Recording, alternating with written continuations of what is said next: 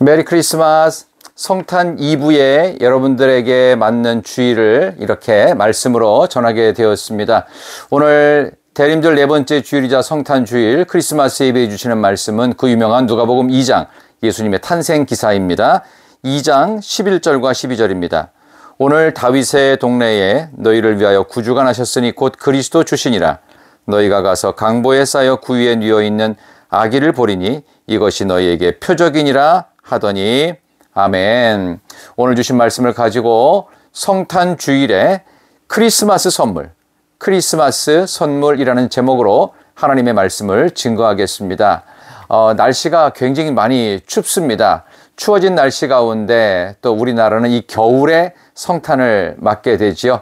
그래서 북반구의 많은 지역들이 겨울 성탄을 맞고 남반구에 있는 호주 같은 지역은 또 여름의 성탄을 맞게 될 텐데 참으로 특별한 의미가 있고 우리 기독교 신앙에 있어서 교회력을 출발하는 제일 중요한 출발점은 바로 성탄의 절기인 대림절부터 시작되는데 오늘 대림절 네 번째 주일 혹은 성탄 주일 또 크리스마스 이브 예수님의 탄생을 12월 25일로 정하고 내일 성탄 예배 직전에 드리는 이 예배는 참으로 큰 의미가 있는 날입니다.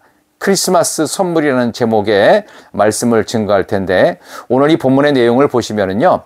호정령을 내렸던 가이사 아구스토 혹은 이 가이사 아구스토라는 말을 이렇게도 하죠. 가이우스 옥타비아누스라고 하는 황제가 원로원으로부터 아우구스투스 그래서 성경에는 아구스도 이런 식으로 해서 황제가 되고 나서 징집을 위한 또 징세를 위한 천하의 호정령. 왜 천하라는 표현을 2장 1절에 기록을 했냐 하면은 그 당시 로마가 온 땅을 다 다스렸다. 그래서 천하의 호정령을 내렸는데 그 가운데 특별히 아기 예수님의 육신의 아버지였던 요셉과 어머니였던 마리아도 그 북쪽에 살고 있다가 남부 지역인 예루살렘까지 와서 호정 명령으로 어쩔 수 없는 민족 대이동 중에 드디어 아기 예수님이 남아하시는 그 내용으로 어머니 뱃속에서요. 그 내용으로 오늘 내용이 시작이 됩니다. 어찌 보면 의사였던 누가가 기록했던 이 누가복음의 예수님 탄생 기사를 통해서 우리는 조금 다른 측면에서 예수님의 탄생을 우리는 추적할 수가 있겠습니다.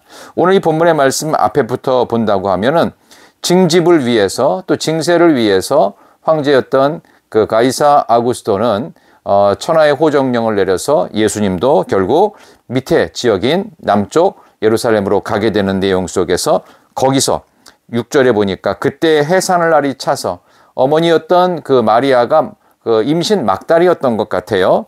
7절에 첫 아들을 낳아 강보에 쌓여 구유에 뉘었는데 여관이 없었다. 메시아이신 예수님이 탄생했는데 이런 모순적인 내용으로 기록한 걸 보면 의사였던 누가가 왜 예수님의 탄생 기사를 이렇게 기록했는지 의사 누가의 목격자로서의 그 아름다운 예수님의 탄생을 특별하게 묘사하고 있는 걸로 우리가 판단할 수 있겠습니다. 8절 이후에 보면요. 그 지역의 목자들, 천민층이거든요. 법적 증인의 자격이 없는 천민층인 목자들이 와서 양떼를 지키다가 예수님을 맨 먼저 경배한 것으로 참으로 놀랍고 좀 이상합니다. 왜냐하면 메시아의 탄생과는 영 거리가 먼 듯한 그런 느낌을 계속 보고 있죠. 그러나 증언되는 예수님 탄생에 대한 천사들의 증언은 10절에 무서워하지 마라.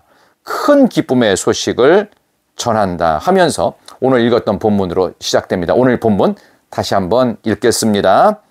오늘 다윗의 동네에 너희를 위하여 구주가 나셨으니 곧 그리스도 주시니라. 너희가 가서 강보에 쌓여 구유에 뉘어 있는 아기를 보리니 이것이 너희에게 표적이니라 하더니 아멘. 천사의 음성을 제가 대신 성경을 통해 읽었습니다.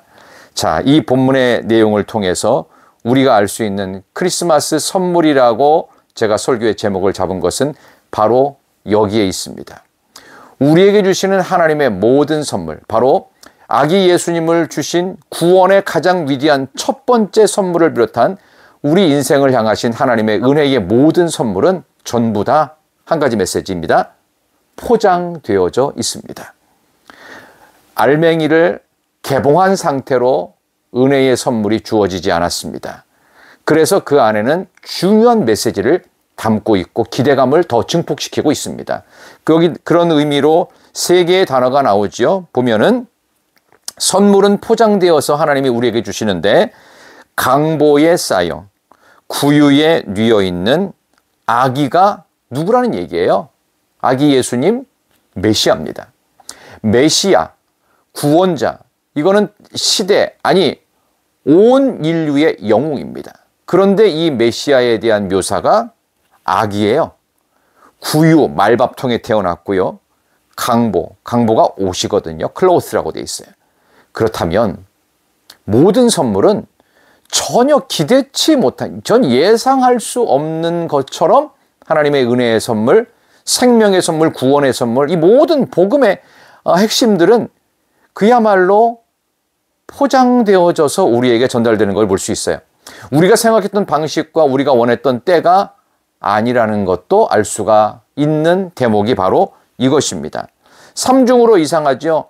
강보, 구유, 아기. 근데 이것이 너에게 표적이랍니다. 이 부분의 말씀으로 결론으로 한번 들어가 보겠습니다.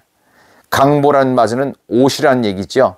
아니 아기가 태어났는데 좋은 천에다가 보통 싸는 것이 많죠. 근데 옷으로 둘둘둘 쌌다는 건 얼마나 가난한지를 증명하는 것입니다. 두 번째는 구유에 뉘어 있어요.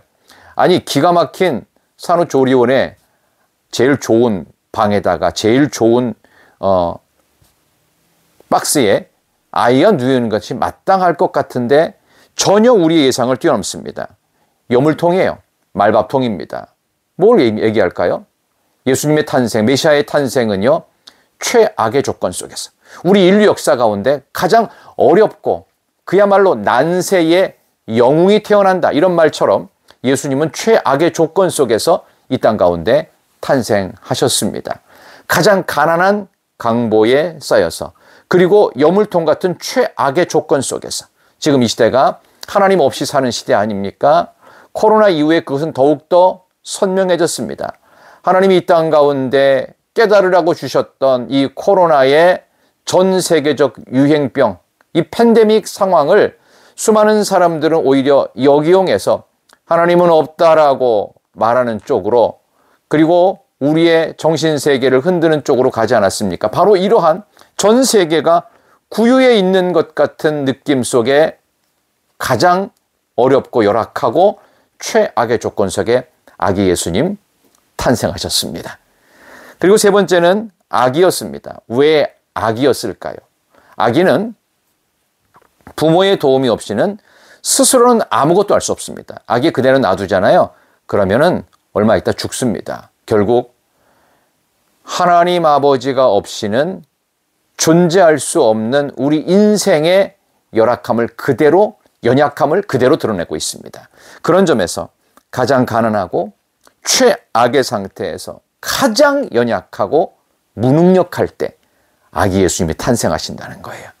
자, 이것이 표적, 너희에게 표적이니라 사인이라는 겁니다. 우리가 상상했던 메시아의 모습과 탄생이 전혀 아니에요.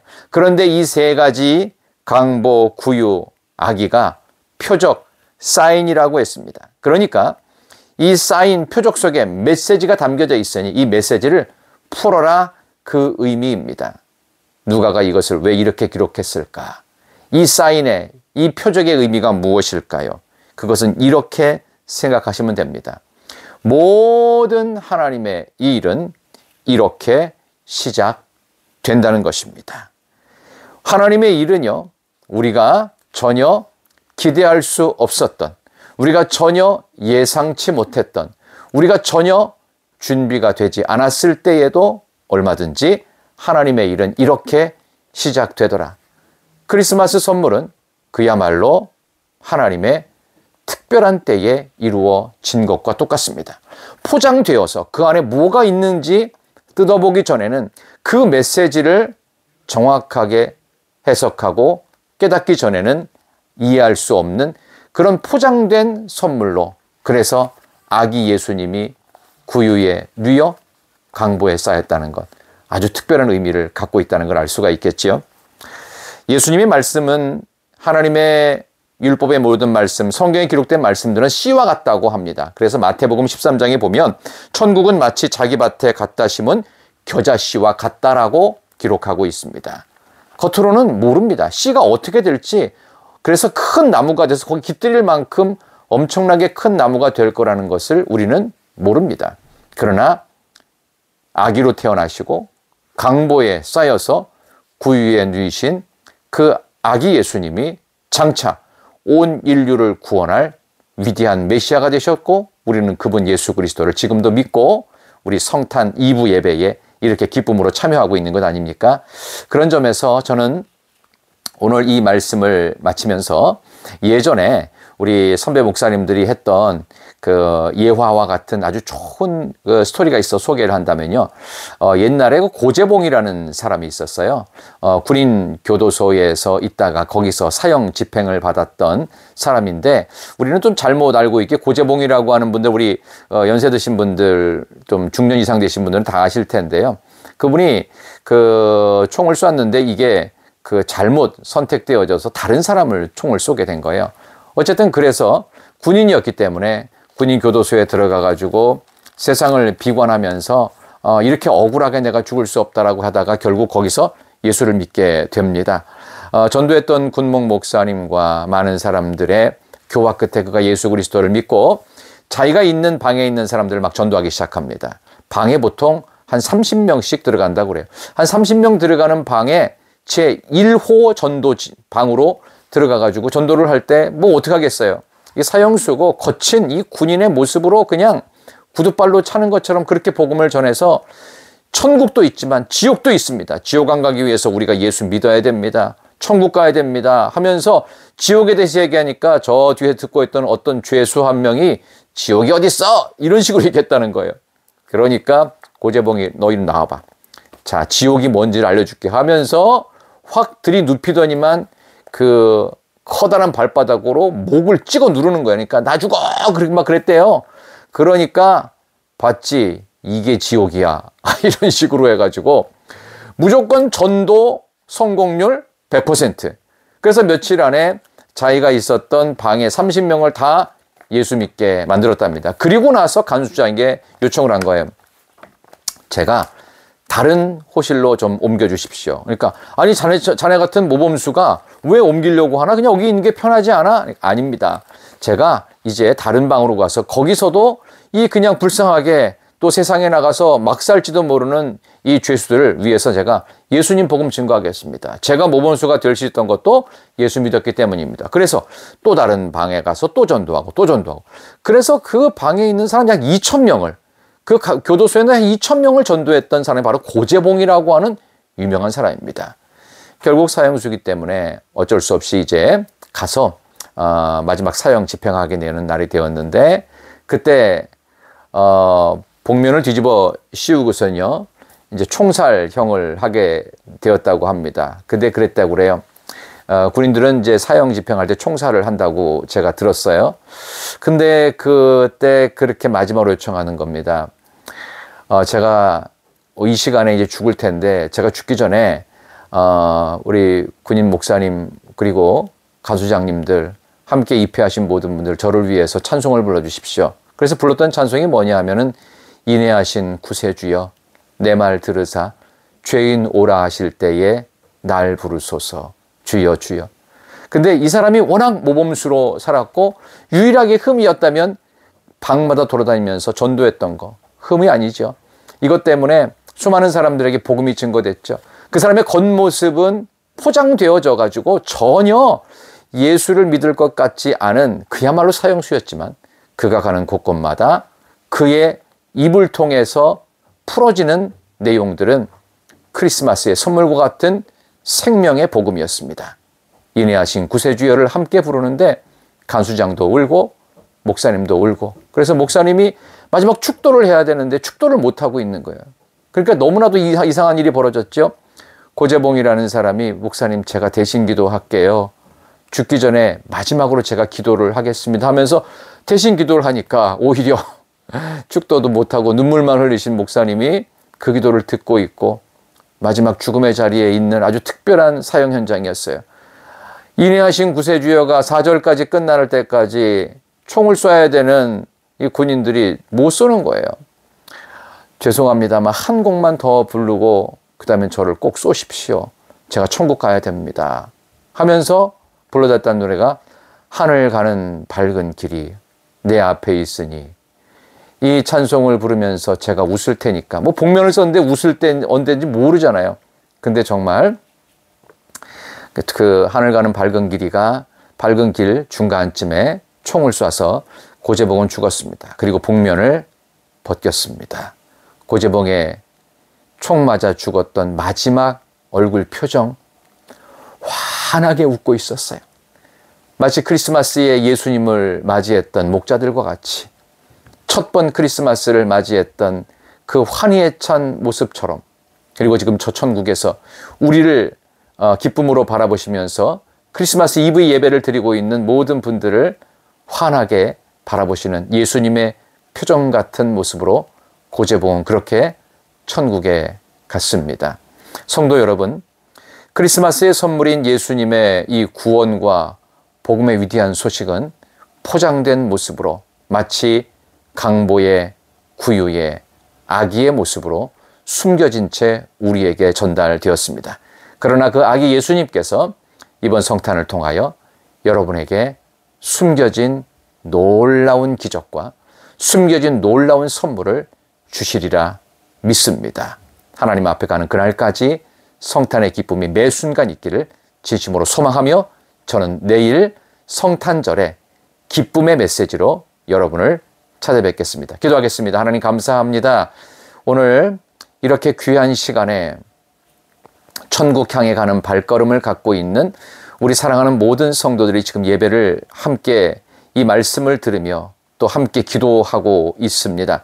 하나님, 성탄 이브를 맞아서 온 교회가 다시 한번 하나님 앞에 서게 도와주시고, 또 성탄절의 기쁨을 통하여 하나님께서 주시는 이 세상 온누리가 새로운 한 해를 준비하는 귀한 준비가 되게 도와주시고, 성탄을 통해 시작되어진 교회력을 통해 온 교회가 아름다운 목회 현장이 되게 하실 뿐만 아니라, 특별히 말씀을 듣고 있는 모든 성도들 한 분 한 분의 연말과 송년과 새해를 맞는 마음속에 주님이 주시는 은혜로 충만한 그런 성탄 주일이 되게 해주시기를, 또 내일 맞게 되는 성탄절에 더 큰 축하와 기쁨으로 아기 예수님의 탄생을 뜨겁게 축하하는 날 되게 해주시기를 예수님의 이름으로 간절히 기도드리옵나이다. 아멘. 저는 내일 아침에 다시금 성탄의 기쁨으로 여러분을 찾아뵙겠습니다. 안녕히 계세요. 메리 크리스마스.